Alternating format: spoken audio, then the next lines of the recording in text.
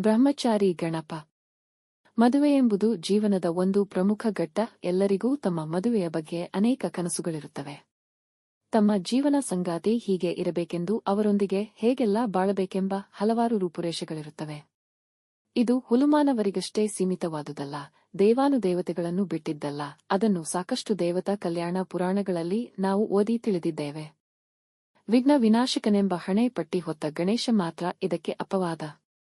ಅವನು ಅಪ್ಪಟ ಬ್ರಹ್ಮಚಾರಿ ಎಂಬುದು ಎಲ್ಲರಿಗೂ ತಿಳಿದ ವಿಷಯವೇ. ಆದರೆ ಅವನು ಬ್ರಹ್ಮಚಾರಿಯಾಗಿರಲು ಕಾರಣವೇನು ಎಂಬುದು ಮಾತ್ರ ಬಹಳ ಜನರಿಗೆ ತಿಳಿದಿಲ್ಲ. ಅದಕ್ಕೆ ಜನಪದದಲ್ಲೊಂದು ಕಥೆಯಿದೆ. ಅದರ ಪ್ರಕಾರ ಬಾಲಕನಾಗಿದ್ದಾಗ ಗಣೇಶನು ಚಿಕ್ಕ ಬೆಕ್ಕಿನ ಮರಿಯೊಂದಿಗೆ ಆಟವಾಡುತ್ತಿರುತ್ತಾನೆ. ಬೆಕ್ಕಿನ ಮರಿಯ ಕೀಟಲೆ ತಾಳಲಾರದೆ ಅದರ ಮುಖಕ್ಕೊಮ್ಮೆ ಜೋರಾಗಿ ಹೊಡೆದು ಓಡಿಸುತ್ತಾನೆ.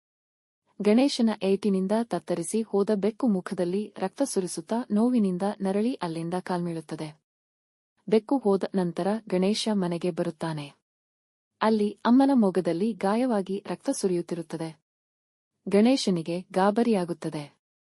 ಅಮ್ಮ, ಇದೇನಿದು, ರಕ್ತ ಹೀಗೇಕೆ ಸುರಿಯುತ್ತಿದೆ ಎಂದು ಪ್ರಶ್ನಿಸುತ್ತಾನೆ.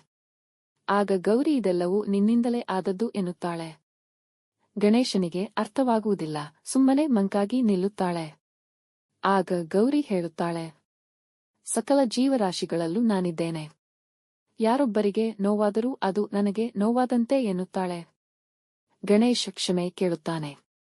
ಅಂದಿನಿಂದಲೇ ಜಗದ ಎಲ್ಲಾ ಮಹಿಳೆಯರನ್ನು ತನ್ನ ತಾಯಿಯಂತೆ ಕಾಣಲು ಆರಂಭಿಸುತ್ತಾನೆ. ಬ್ರಹ್ಮಚಾರಿಯಾಗೆ ಉಳಿಯುತ್ತಾನೆ.